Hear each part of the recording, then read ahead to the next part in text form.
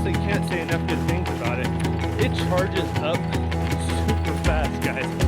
That's probably my favorite thing about this Instinct. You bring the smallest battery bank you've ever seen, and you can charge this watch. It's really held up. It is a tough watch. So if you're hard on your gear like I am, I can't recommend it. One of those broke, and that's 4.5 years I've had. But then you turn it where it hits the snow, and look at how good you can see that. The display on the Instinct is awesome. Don't let it fool you. It looks like it's an old Casio G-Shock. And I must say, for cycling, it isn't really that great. It looks great. It really tracks the heart rate well. But the heart rate is just horrible on the bike. And they both really love the watch. They use it for activities all the time. They use it differently than I do. It's incredible. And the battery life on the Instincts are just, the screen's not large. That's a con against it.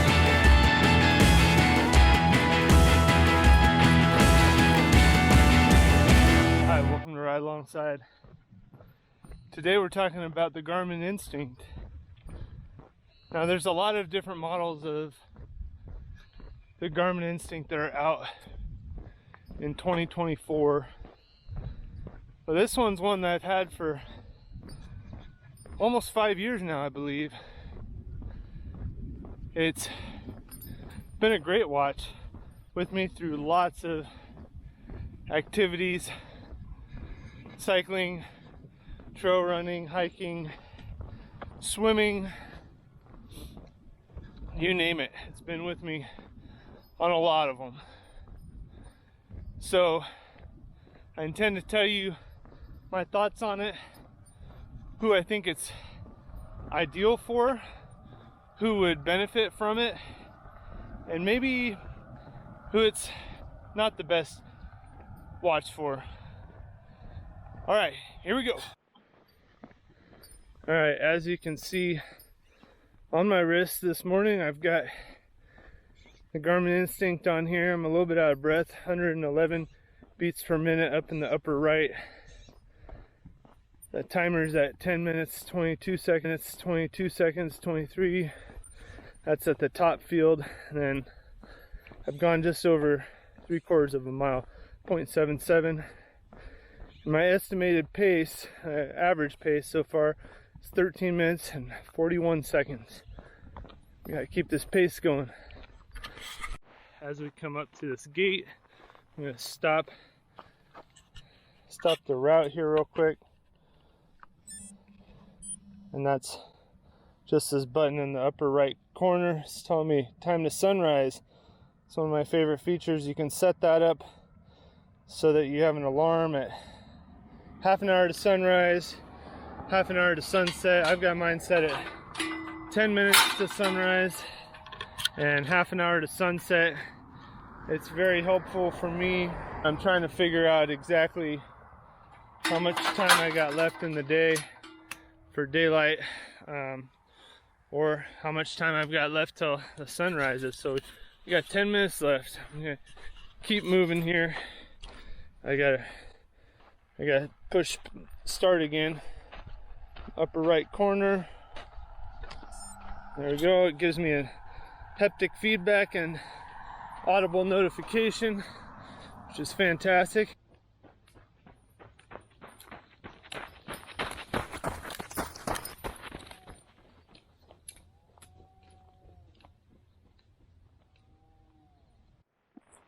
All right, so let's see, about a mile and a half in now. We're on the state trust land on these old single tracks, and got Granite Mountain glowing in the first light of the day out there. I don't know if you can see that too well through this camera, but about the most beautiful color that I've seen it as. This is one of the reasons I get out here.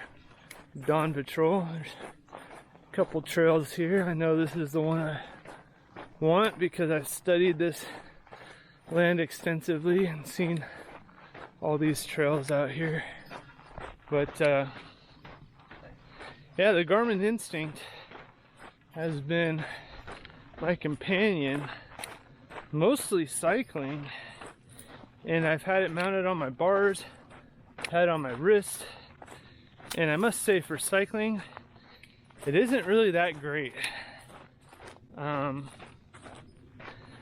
mean, I guess I should say it's great if you pair it with a heart rate chest strap. The heart rate is just horrible on the bike as you're flexing your wrists, holding onto your handlebars, whether drop bars or flat. The heart rate just dips out. It's usually just low is what it is, but you can't get a real consistent reading on the wrist heart rate with the Garmin Instinct. Maybe with other watches you can, but not this one.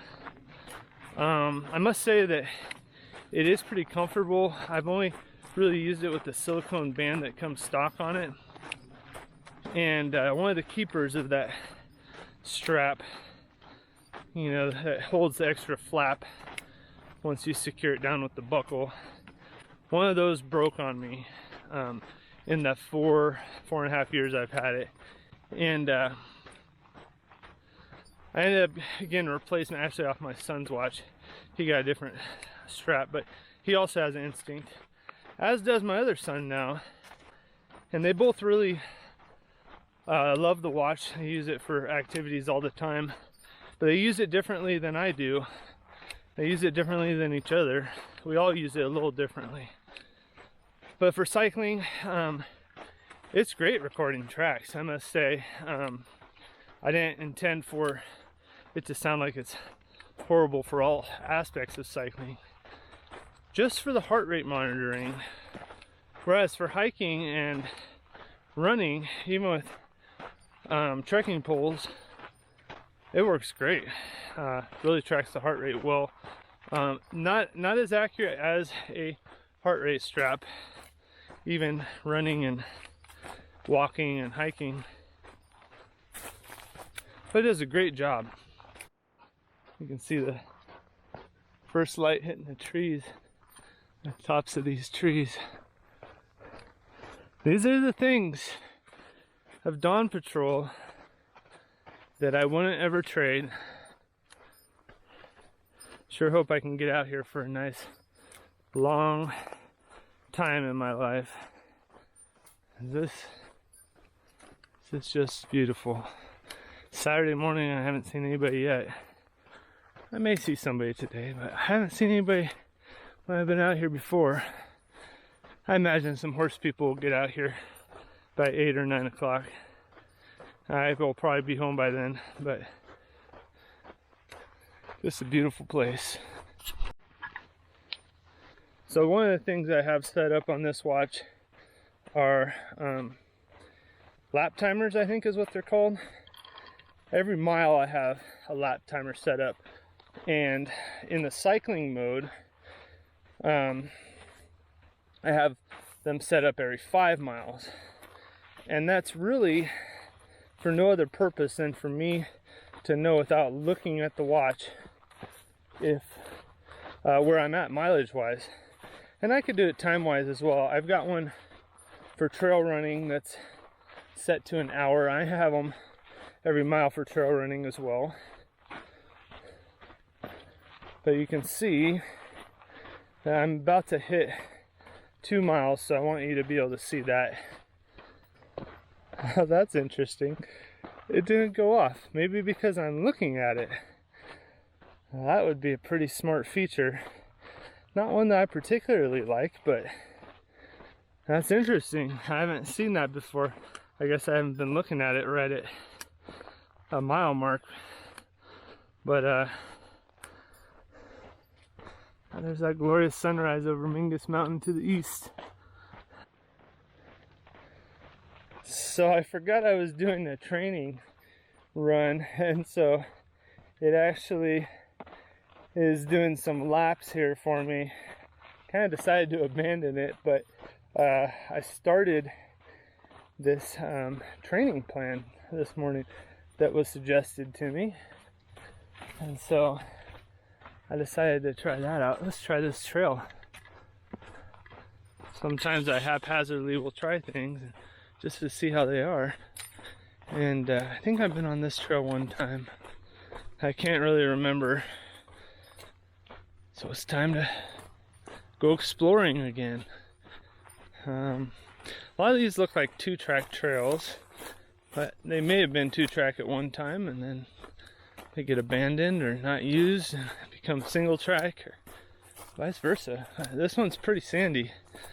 I'm off here on the shoulder, which is how a lot of these single tracks get started, I think. Back to the Instinct.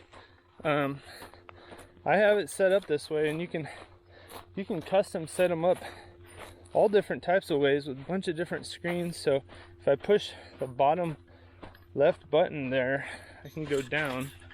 Can't show you too well with just 2 hands, but there you can see my average heart rate, average cadence, and total ascent, as well as the elevation up in that corner. So we're at 4,900 or 80 feet. Let's take this single track over here.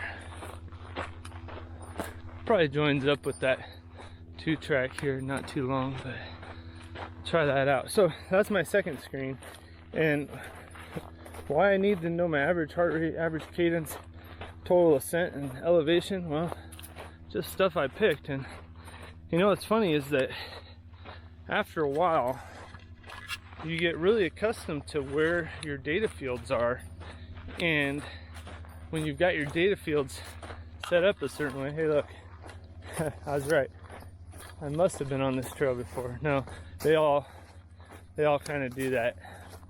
With horses, that's just kind of how it seems to go. They veer off and then come back, and cattle tend to follow the same single tracks. So looks like there's another one peeling off here. I gotta try it. Oh look, there's a downed tree up there across the trail. So this one's probably a new way around. So yeah, setting up the data fields. Once you set them up, I'd say try to think a whole lot about, and this goes for probably any GPS watch out there that has multiple pages of data fields, but try to set them up so that you have, at least this is my opinion, take it for what it's worth, set them up so that you have big screens for your data values on the first page or two, and then smaller data fields that are less important to you, you know, maybe a couple pages down. Because the reason for that is that when you glance down at your watch when you're doing an activity and you don't want to stop, there's another single track that merged with this one. You want to get the data that's most important to you. So maybe cycling, it would be total miles or total time. Maybe you have just 2 data fields, or maybe just each one of those on a page. So your first page might be miles, your second page might be either time of day or total elapsed time that you've been out riding. And then maybe a third page you've got, I don't know, total ascent, something like that. Anyway, there's so many data fields available. There's temperature. This watch does temperature, does cadence, like I've shown you before for running, and you can also hook up an external cadence sensor for your bike, which I've done in the past, and it works really well. That'll be especially important for those of you who ride trainers, stationary bikes, and road bikes, which I don't do very much anymore. But for running, my cadence was very important to me at one time when I was trying to do 170, 180 steps per minute. Got that from a coach. That's what I was aiming for. But then I figured out it's easier for me to count in my mind.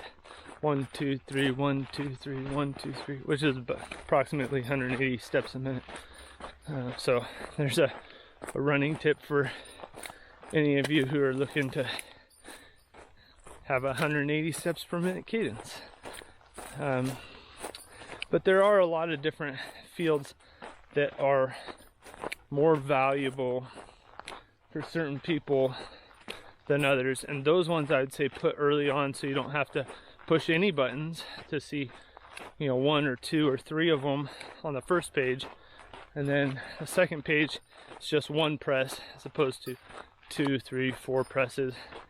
And if your vision isn't very good, or you can't wear contacts or glasses when you're out riding or running or hiking or whatever, then you know, you might want it just to be one field that's big so you can see what it is. My single track has become very single, and this is one of the things I really love out here. These trails, they're developed at one time, but why they haven't been used very much, I mean, I don't see any horse hooves on this trail. It's nice and firm and hard. It's perfect for me. This is what I'm looking for. But why it's been kind of abandoned, I don't know. And then I can't tell if it goes right or left. I assume this is it over here. But sometimes they just fade away, and I'm just left kind of going cross country. Looks like there might be something here. But yeah, it just meets up with the main trail. Well, I was wrong. It petered out, and I don't see another trail here. Oh, here it is. So I had to go cross country a little bit. Well, the third page I have down, you can see in the upper right where I had heart rate on the first page and my elevation, and on the second I've got temperature, which is very accurate if you have it on your handlebars, which is one of the benefits of having it on my handlebars. And that's when I had a heart rate monitor on, because a heart rate chest strap, that is, because the heart rate didn't work very good. And that was when I initially got it. I've worried less about heart rate as time's gone on, and my heart rate sensor is kind of acting a little weird, so I'll probably need to get a new one, new chest strap, that is. But the temperature sensor does work really well when it's not on your wrist. When it's on your wrist, you know, your body temperature is 98.6 or thereabouts, and then there's an ambient outside temperature. It's kind of a mix of the two of those from what I've seen. So back to the third data page, you can see I got my lap pace. That's my current lap pace, and I've been yapping at the camera, so I'm kind of moving slow compared to usual. Plus my knee's giving me a little trouble today, so going a little bit slow at the moment. And then lap time is going there, 9:48, 49, 50. And then lap cadence, 108. I'm moving slow, like I said. Alright, the fourth data page I got is time of day. I got my battery life up there. Both important pieces of information. I would probably have those up a little bit higher. They're probably more important to me now than they were when I first set it up. I really like being able to go right to the time of day. And then this is the workout information. It's saying step distance 1.58. So that's I think that's my distance between my steps in meters. And then I got the time going up there, 26 minutes 32 seconds. And then it's telling me my stride run is up next. I think I need to push a lap button to have that happen. And then that tells me next run for 20 seconds, run hard, increase cadence by moving your feet quickly. So this is what I'm talking about for training. Now, the Instinct doesn't have all the colors. It's pretty pixelated compared to a lot of watches out there. And it doesn't have the AMOLED screen like a lot of the new high-end watches do. But I actually think that's a pro rather than a con in many ways. In the sunlight, you can see what's on the screen so well. It's incredible. And the battery life on the Instincts are just amazing.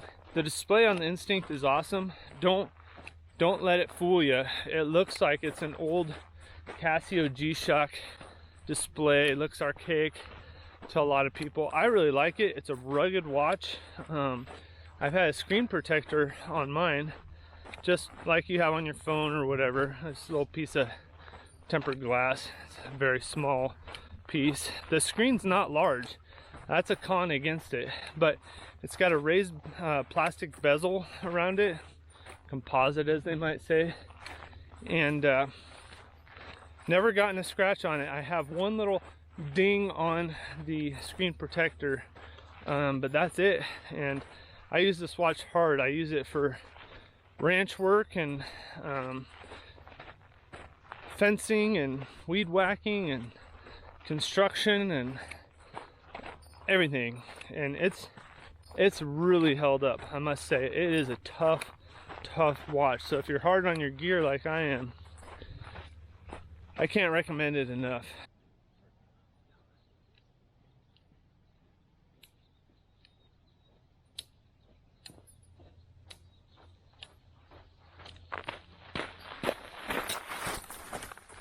Yeah, like I said, the display is small.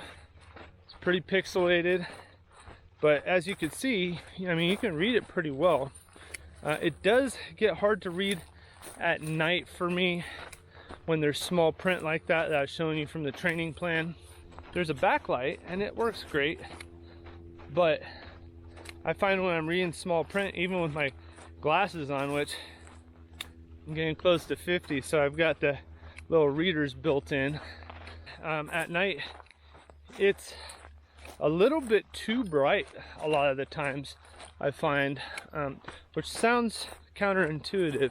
How can I not read the small writing when it's too bright? But my eyes are adjusted to the nighttime, to low light situations, and then it's kind of like this blast of light, and I can't figure out how to get it set to the right brightness level, because you can change that.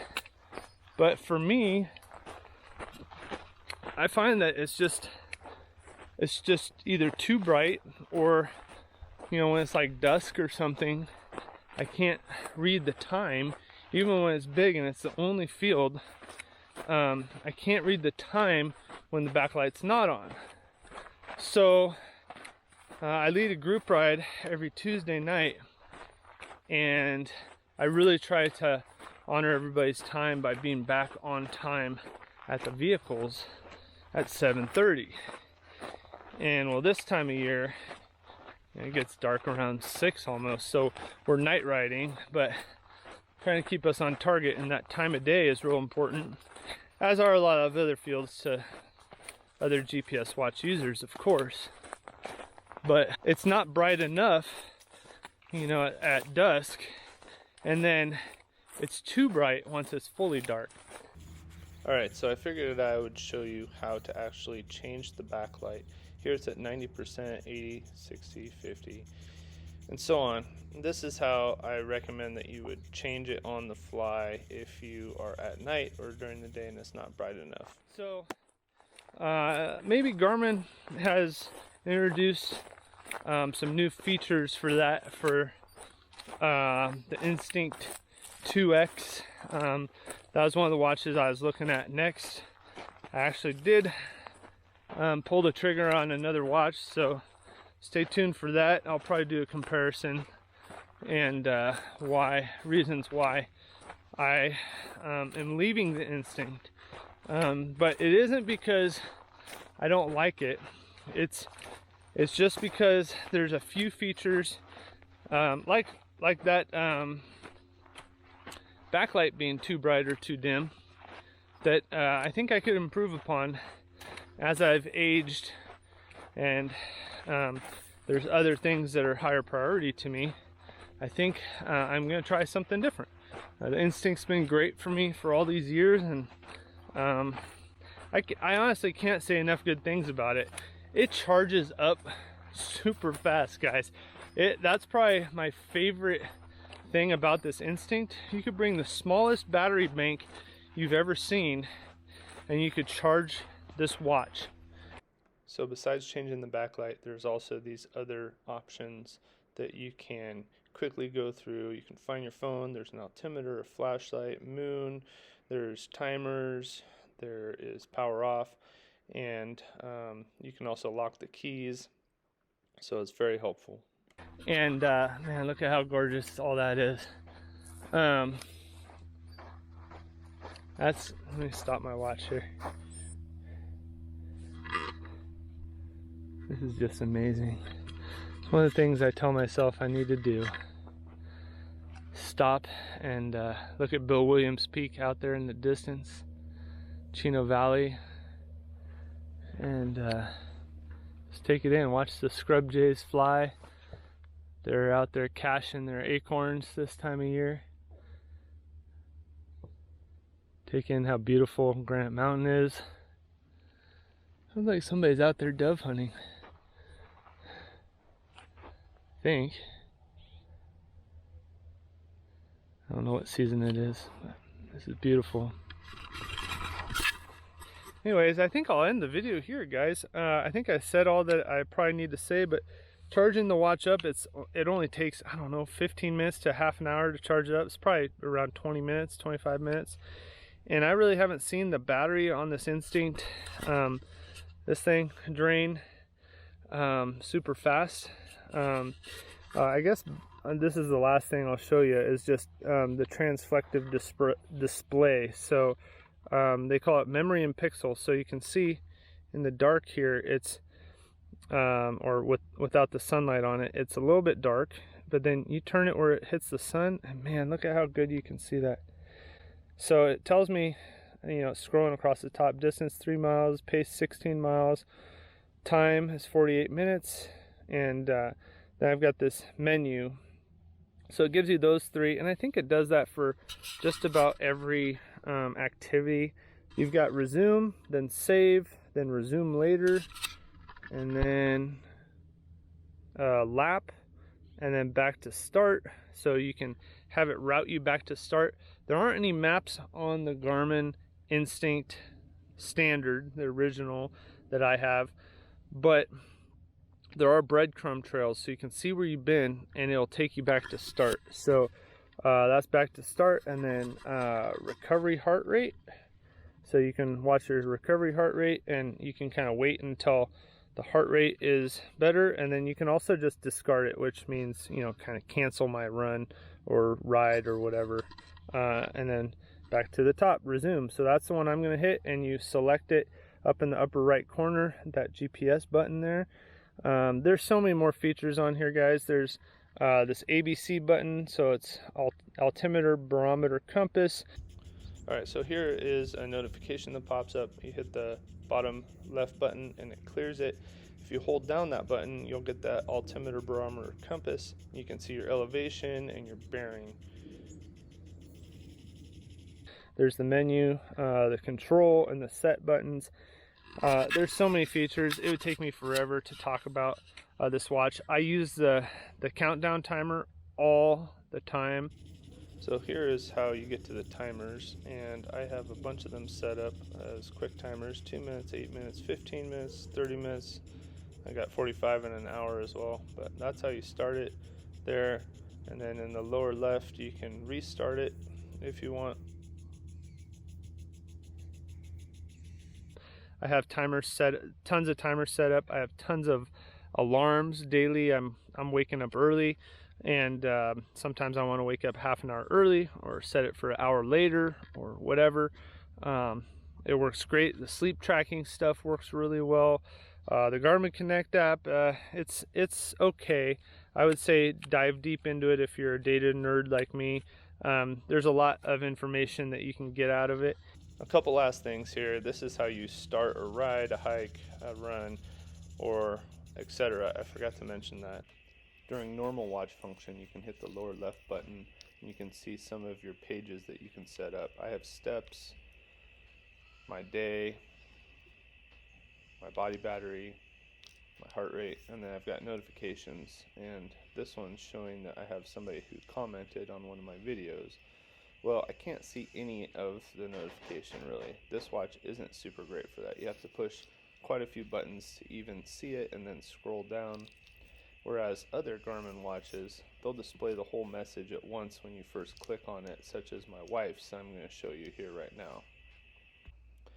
Right here you can see you just have to push the button once, and you can see the whole message that you had to push the button for 3 or 4 times. That's about it. If you have any questions, leave them down in the comments below.